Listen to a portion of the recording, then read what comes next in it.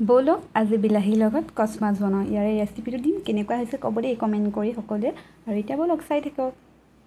এইফালে আলু, বিলাহী, পিঁয়াজ, কেঁচা জলকীয়া কাটি ল'লোঁ ধুনীয়াকৈ। তাৰপিছত এখন কেৰাহী পাতি দিলোঁ, ইয়াত গৰম হ'ব। দিয়াৰ পিছত মই অলপ তেল ঢালি দিলোঁ।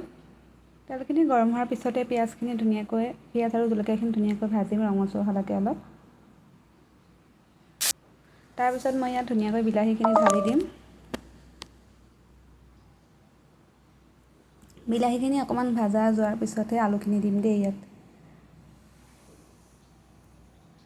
মই ধুনীয়াকৈ বিলাহীখিনি দিলোঁ। প্ৰথমে আগত মছলাখিনি দিম। ইয়াত মছলা বেছি ব্যৱহাৰ কৰা নাই। ৰেড চিলি আৰু গৰম মছলা আৰু শ্বাহী গৰম মছলা আৰু চিকেন মছলা সেয়াই ঢালিছোঁ আৰু বেলেগ ঢালা নাই। বিলাহীখিনি যিহেতু অকণমান ভাজা গ'লে বেছি ভাল লাগে, সেইকাৰণে মই অলপ ভাজি লৈছোঁ ৰঙচুৱাকৈ। আৰু সোৱাদ অনুসৰি হালধি, নিমখ সকলো দি ল'ব আপোনালোকে। আদা নহৰুও দিব পাৰিব দেই, মই আদা নহৰু দিলোঁ দেখুৱাবলৈহে নহ'লে আপোনালোকক।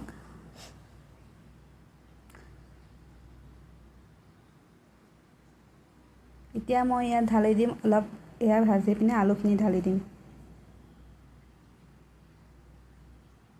এনেকৈ কিন্তু খাবলৈ বহুত ধুনীয়া লাগে। আৰু যিহেতু এইখিনি খাই বহুত ভাল লাগিছিলে আঞ্জাখিনি, মই যিহেতু এতিয়া ভিডিঅ'টো এডিটিং কৰি আছোঁ, ৰাতিয়ে বনাই থৈছিলোঁ, সেইকাৰণে কৈছোঁ খাবলৈ বহুত ধুনীয়া হৈছে।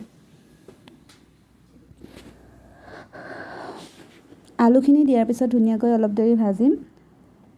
আৰু আলু আৰু বিলাহীখিনি অলপ দেৰি ভাজি ইয়াত মই পানী ঢালিম।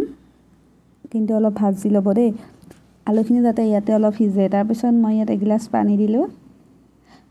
আপোনালোকৰ যিমানখিনি পানী লাগে সিমানখিনি দি দিব পাৰে। আৰু মই যিমানখিনি পৰিমাণ লাগে পানী দি দিলোঁ ধুনীয়াকৈ। আৰু এইখিনি মই এতিয়া ধুনীয়াকৈ উতলিব দিম। তাৰপিছত মাছখিনি দিম।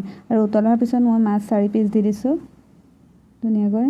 খাবলৈ কিন্তু বহুত সোৱাদ হৈছিলে, আপোনালোকে এনেকৈ বনাই চাব পাৰে।